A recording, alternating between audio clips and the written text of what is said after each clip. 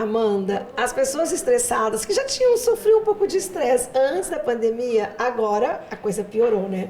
E muita gente, um mecanismo talvez para tentar aliviar o estresse é morder, né? Apertar os dentes, que seria o bruxismo. E eu percebo que agora aumentou isso, né? O bruxismo, o que ele pode prejudicar? Eu queria que você explicasse para quem não entende, né? O que é o bruxismo, né? O bruxismo, ele é um movimento involuntário que a gente tem durante a noite, né? Então, existem uma troca de sono durante a noite que a gente tem, e nessa troca de sono para o sono profundo, a gente acaba fazendo o bruxismo. Algumas pessoas mais, outras pessoas menos, algumas pessoas com mais força, que chega a quebrar dente, desgastar dente, outras pessoas menos. Mas todo mundo, hoje em dia principalmente, até saiu vários artigos sobre isso, que durante a pandemia aumentou muito o bruxismo das pessoas. Você falou da noite, eu aperto o meu durante o dia. Também, porque existem dois tipos de bruxismo, né? O bruxismo diurno e o bruxismo noturno.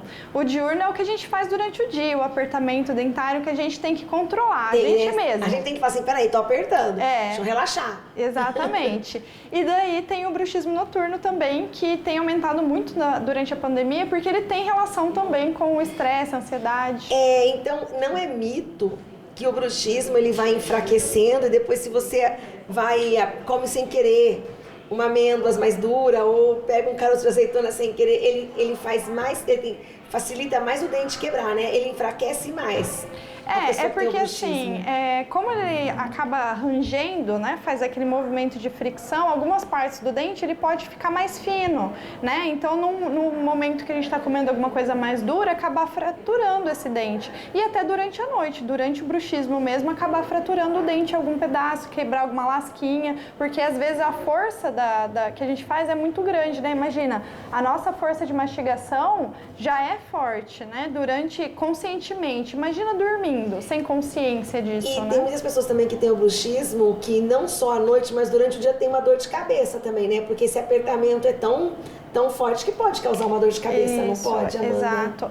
É um músculo que já tá fraco, né? Que a gente, do apertamento ali durante o dia, aí à noite, quando a gente faz esse bruxismo, a gente já acorda de manhã com dor de cabeça, dor na musculatura.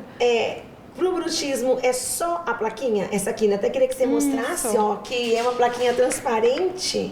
Isso, ela é uma plaquinha. Essa daqui tá um pouquinho alta, mas ela é uma plaquinha transparente, dura. Essa daqui é o ideal, tá? De fazer.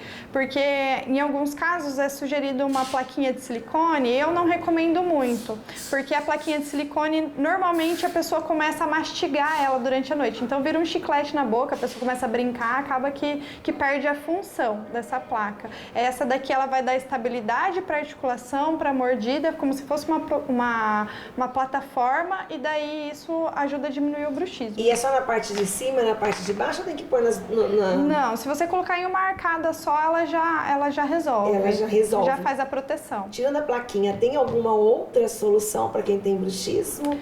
Para o bruxismo em si não tem muito o que fazer, né? A gente pode investigar outras coisas que a pessoa pode ter que está agravando esse bruxismo, então algumas doenças respiratórias que a pessoa tenha, um estresse que ela está passando naquele momento, né? Se for criança, normalmente respiração tem muita relação com bruxismo infantil.